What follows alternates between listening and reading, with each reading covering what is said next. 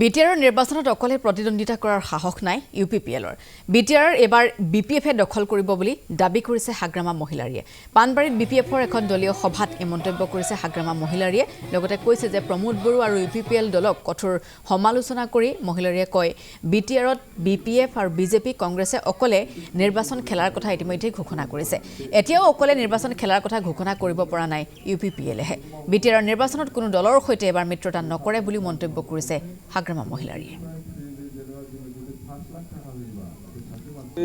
গুমা block committee BPF দলৰ উদ্যোগত এই ফানবাৰী প্ৰাইমাৰীত আমাৰ বিপিএফ দলৰ কৰ্মী তথা ৰাইজসকলক লৈ পেলাই আমাৰ এটা মিটিং হ'ল আৰু এইখিনি ৰাইজৰ যিটো প্ৰেজেঞ্চ বা যিখিনি সহযোগ খুব ভাল বিপিএফ ফালে আৰু সকলো জাতি জনগোষ্ঠীয়ে আমাৰ বিপিএফক আজি সমৰ্থন কৰিবলৈ কাৰণে আগবাঢ়ি আহিছে আৰু আমি গুমা ব্লক হিচাপে আমাৰ আগতো জিকিছোঁ, মাজত আমি কালি একবাৰ হাৰিছিলোঁ, এইবাৰো আমি জিকিম।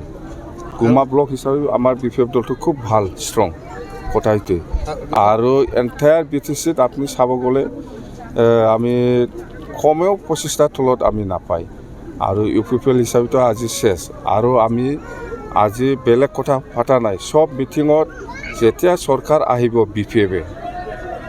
বিপিএফে চৰকাৰ অহাৰ পিছত কি কাম কৰিব এইবিলাক কথাটোহে আমি ৰাইজৰ ওচৰত প্ৰচাৰ কৰি আছোঁ। বেলেগ কথা পতা নাই আমি সব মিটিঙত সেইটোৱে।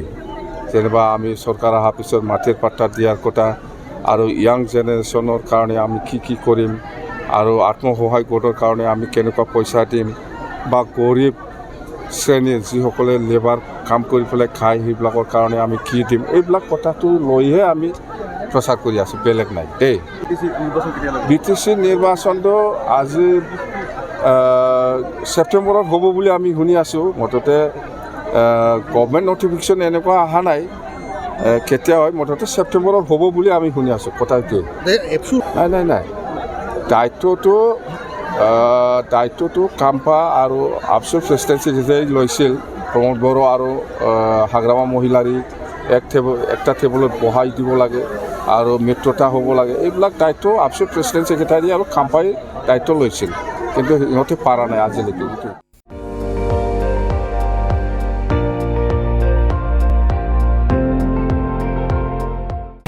আপুনি চাই আছে ND24, সৰ্বশ্ৰেষ্ঠ নহয় সৰ্বোত্তমৰ দৌৰ।